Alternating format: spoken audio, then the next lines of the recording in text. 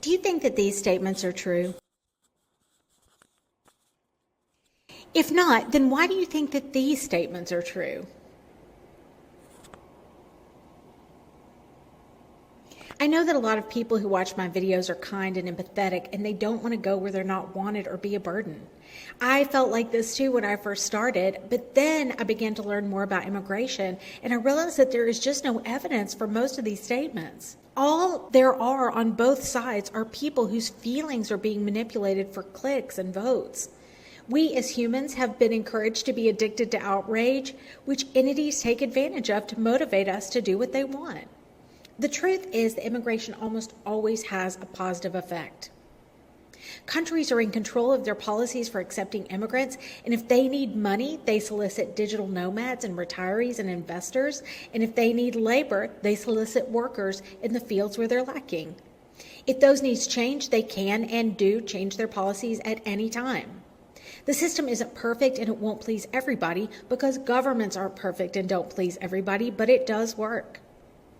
Any problems are almost always caused by a very small number of opportunists taking advantage of the system, like using programs like golden visas to launder money and hoard resources.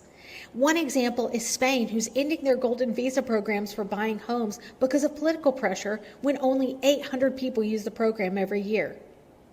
Spain has almost 50 million people and they're worried about 800 homes rather than building 1 million new homes. We want to help people leave the U.S. who are going to be thoughtful members of their new communities, but when good people succumb to fears of moving to a new country, we only send the jerks. At the end of the day, own one house. Try to understand market rates for home prices or rent in your new country and don't overpay. But then forgive yourself for having a home to live in. The land that you're moving to can't be any more stolen than the land you live on now, and many, many millions more people still want to move to the U.S. than leave it. So think of it as opening up a spot for someone now to seize their American dream.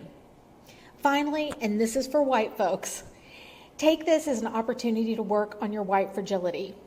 Yes, you might encounter people in a new country who don't like you. Maybe they don't like Americans or white people or immigrants. Maybe they think that you're rich or that you're why they can't afford a neighborhood, and maybe you are. Take the criticisms that are real and work on those, and take those that aren't as an opportunity to thicken your skin and practice being less defensive. I am fully addressing myself with that one. Anyway, once you move, you'll find that most people are loving and kind and welcoming. Those people just don't make the news.